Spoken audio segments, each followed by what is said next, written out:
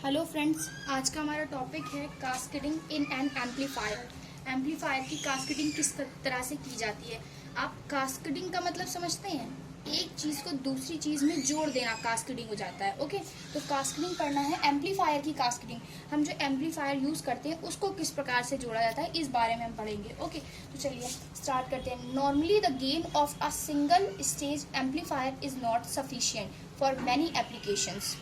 Application उपयोग के लिए, सभी उपयोग के लिए हमारा जो एक एम्पलीफायर होता है, सिंगल स्टेज एम्पलीफायर। हम देखिए एम्पलीफायर का यूज हमने आपको पहले भी बताया है क्या होता है। एम्पलीफायर का यूज होता है लो वॉइस, जैसे लो फ्रिक्वेंसी की चीज़ों को हाई वॉइस में चेंज कर देना। जैसे मान लीजिए आपने माइक से आप बोलते हैं तो आप बहुत ही स्लो साउंड आपकी होती है, जो आवाज़ आपकी होती है बहुत ही स्लो होती है, और जब वो स्पीकर से हमें मिलती है तो वो बहुत ही हाई होती है, बहुत ही तेज़ हमें सुनाई देती है। तो इसमें क्या होता है, हमारा जो इसमें एक एम्पलीफायर लगा होता है जो कि वॉइस को एम्पलीफाई कर देता है और उसे आवाज़ को हमारी तेज़ कर देता है। ठीक है, तो इसे एम्पलीफायर का एक नॉर्मल सा एग्जांपल है। एम्पलीफायर का मतलब ये होता है, ठीक है। तो लो सिग्नल्स को हाई सिग्नल्स में, मतलब जिनका एम्पलीट्यूड बढ़ा देता है, जो उसे बोलते हैं एम्पलीफायर। मान लीजिए ये लो एम्पलीट्यूड के सिग्नल्स हमें मिल रहे थे पहले, फिर हमारे क्या हो गए, देखिए हाई एम्पलीट्यूड के सिग्नल मिलने लगे। ओके, तो क्या हो गया, ये एम्पलीट्यूड का मान बढ़ गया, तो इसे हम क्या बोलते हैं, तो क्या होता है एम्पलीट्यूड का मान बढ़ जाता है। हमारे एम्पलीट्यूड का मान बढ़ जाता है। देखिए यहाँ पे क्या था, एम्पलीट्यूड हमारा सिर्फ इतना था, ये देखिए इतनी हाइट थी, और ये यहाँ पे क्या हुआ, एम्पलीट्यूड इतना बढ़ गया। ठीक है, तो एम्पलीट्यूड का बढ़ जाना मतलब एम्पलीफाई हो जाना, किसी भी सिग्नल का एम्पलीफाई हो जाना। ये हमारा इतने एम्पलीट्यूड का सिग्नल था और हमें ये हाई एम्पलीट्यूड का सिग्नल मिला। ठीक है, तो normally the gain of a single stage amplifier is not sufficient for many applications.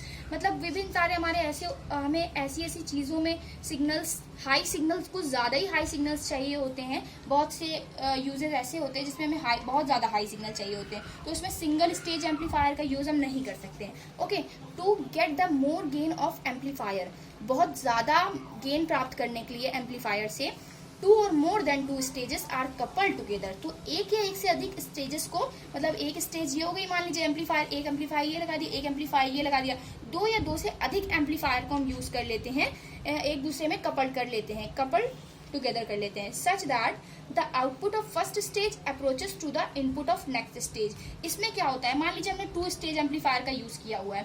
Okay, तो इसमें हमारा होता है फर्स्ट स्टेज का जो आउटपुट मिलता है वो सेकेंड स्टेज के इनपुट की तरह वर्क करता है। Okay, next stage and so on, मतलब अब मान लीजिए अगर एंड सो ऑन का मतलब क्या, अगर 3 स्टेज का एम्पलीफायर आपने यूज किया तो इसका जो आउटपुट मिलेगा वो तीसरे वाले के लिए इनपुट की तरह वर्क करेगा। ओके, तो ये सो ऑन बोला गया है।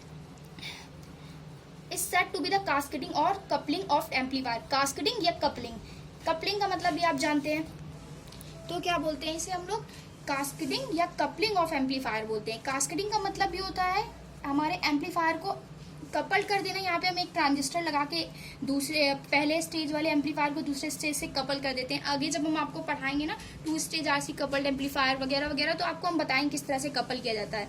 तो अभी बेसिकली ये समझ लें, जोड़ना इसका मतलब होता है। कास्केडिंग या कपलिंग का मतलब क्या होता है, जोड़ना। एक स्टेज, दो स्टेज, 3 स्टेज, कितने भी एम्पलीफायर हो उन्हें आपस में जोड़ देना ही हमारा जोड़ना, या उन्हें हम लोग क्या बोलते हैं, कास्केडिंग ऑफ एन एम्पलीफायर। तो आपको कास्केडिंग समझ में आई एम्पलीफायर की क्या होती है, आगे देखिए क्या होता है। Let a two-stage amplifier is considered in which EI is the input signal of first stage.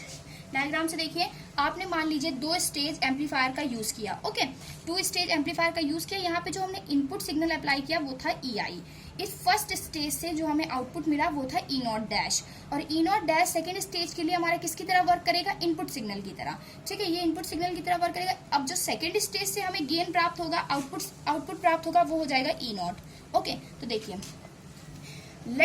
Late a two stage amplifier is consider. हमने 2 स्टेज एम्पलीफायर को कंसीडर किया हुआ है। हम 3, 4, 5 जितने हाई सिग्नल हमें चाहिए होते हैं उस टाइप से उसके अकॉर्डिंग हम अपने एम्पलीफायर को कपल कर सकते हैं, उतने ही एम्पलीफायर का यूज कर सकते हैं, 2, 3, 4। Okay, in which E input is the input signal. हम जानते हैं EI क्या है, हमारा इनपुट सिग्नल ने अभी आपको बताया। ऑफ फर्स्ट स्टेज का इनपुट सिग्नल EI है, हैविंग गेन A1, जिसका गेन कितना मिलेगा हमें, जिससे हमें गेन मिल रहा है A1। Okay, the output of second stage is E0। Output of second stage का जो आउटपुट है वो E0 है विद गेन A2। देखिए इधर डायग्राम में, आपने इनपुट EI लगाया तो हमें गेन क्या मिला, फर्स्ट स्टेज में A1 गेन मिला। ओके, सेकेंड स्टेज का जो आउटपुट है वो है E0 और इसका गेन कितना है A0। ओके, ये आपको याद रखना पड़ेगा। The overall gain of amplifier will be, तो ओवरऑल गेन कितना हो जाएगा इस एम्पलीफायर का, जो टोटल दोनों स्टेज के बाद हमें गेन मिलेगा वो कितना हो जाएगा। मान लीजिए वो A है, पहले से हमें A1 गेन मिला, दूसरे से A2 मिला, टोटल गेन जो हमारा मिलेगा ओवरऑल वो हो जाएगा A। गेन बराबर क्या होता है, output voltage upon input voltage. तो आउटपुट कितना मिला है हमें E0 और इनपुट हमने कितना अप्लाई किया था स्टार्टिंग में, फर्स्टली हमने कितना स्टार्टिंग में हमने कितना अप्लाई किया और लास्ट में हमें कितना मिला। तो E0 हमें लास्ट में मिला E0 अपॉन EI लिख दिया। अगर हम इसे डिवाइड कर दें ऊपर नीचे E0 डैश से, तो देखिए E0 डैश से हमने क्या किया, डिवाइड कर दिया।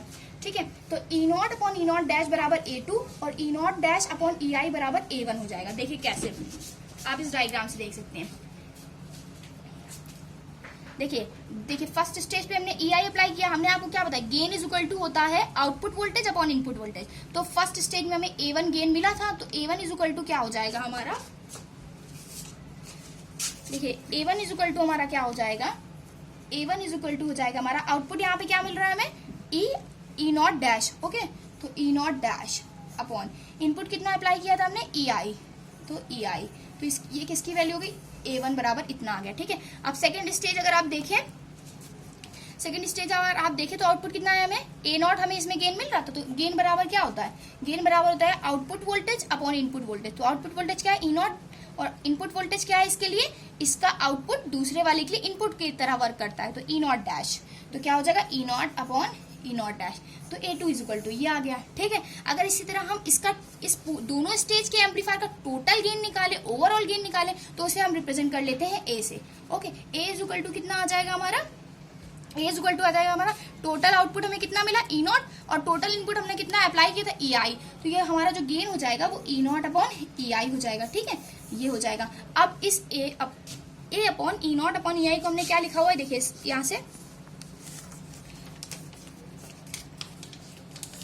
यहाँ पे जो हमने लिखा हुआ है A is equal to E0 upon EI को हमने E0 डैश से डिवाइड और मल्टीप्लाई कर लिया है। ठीक है, तो E0 अपॉन E0 डैश बराबर क्या होता है, E0 अपॉन E0 डैश बराबर हमारा होता है A2, तो इसकी वैल्यू A2 रख दी, और E0 डैश अपॉन EI बराबर कितना होता है हमारा A1, तो इसकी वैल्यू A1 रख दी। तो ये क्या आ गया, A बराबर A2 इंटू A1 आ गया है। ठीक है, ये हमने आपको सिर्फ समझाने के लिए अलग से बता दिया कि किस तरह से इनकी वैल्यूज रखी गई है। ओके, A2 और A1। ओके, अब देखिए